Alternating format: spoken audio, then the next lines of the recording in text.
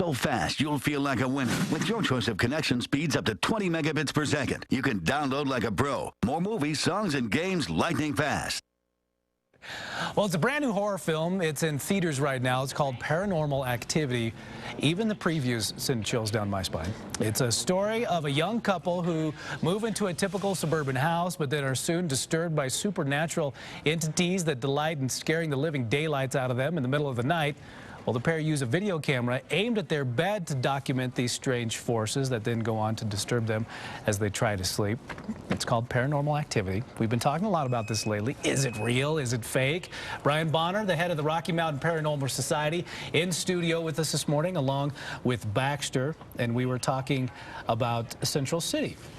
Dan DeRue just had a very interesting live shot, which is what, you know, in the business they call those interviews, where there were the orbs, pictures of the orbs on the Central City stage, entities, spirits, that types of things. And you guys were saying that that is not the case.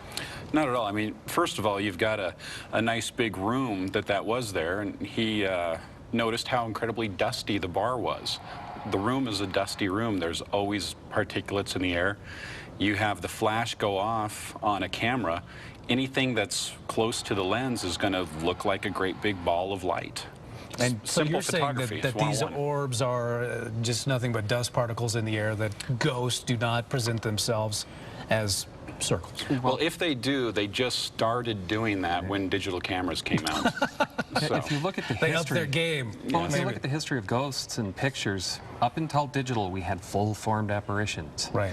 Now we have these little glowing balls of light. So something, when the technology changed, made physics change, and now ghosts are little balls of light instead of people. Well, you guys really know your stuff, and it sounds like that you've been watching this for so long that when you see a full-fledged, you get your picture back and there's somebody standing beside you. These things are real. Do you have any question of whether there are what we would call ghosts or entities following around us? Yes, we absolutely have a question. Because as of this date today, we still have not seen really good proof. We've seen a lot of things that can easily be faked, and that's it so far. Now, everybody's had personal experiences which don't amount to proof, but they keep us in the business because they keep us asking the question. Now, Bryan, what kind of proof are you looking for? I mean, we've watched the shows, even Ghost Hunters, where they ask the questions and the needles move. They hear the bumps and they review the tapes. And well, just like we were talking about there, the thing that you run into is people in general that are doing this don't understand the equipment they're using. So by using the equipment properly and being able to have something repeatable, we're really into the whole scientific end of things, and having something repeatable, testable, that's where our proof is coming from. All of us have personal experiences, which are wonderful, and that's what keeps us going, but it's not proof. Do you guys believe in your body goes somewhere, your soul goes somewhere when you're dying or when you're dead, or you're here and then you're essentially plant food?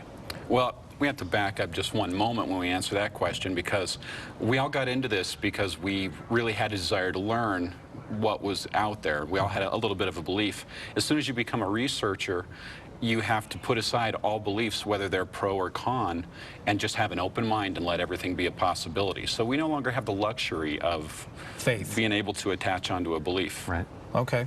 Well, we were teasing that we were going to find out if our studio is haunted. Any ideas straight off the get-go? It's a fairly new building. Well, yeah, and the thing is they always like to say, well, what was here before? Well, the entire Earth is pretty much a grave, so you got just as much of a chance as anybody. All right. So, and Colorado is an ancient Indian burial site, so anybody you ask. As a whole, so yeah. So there you go. It could be. Yeah. Just let us in here for a couple of days with our equipment. We'll see what we can find. That'd be fascinating. Maybe we should set that up. We'd love to.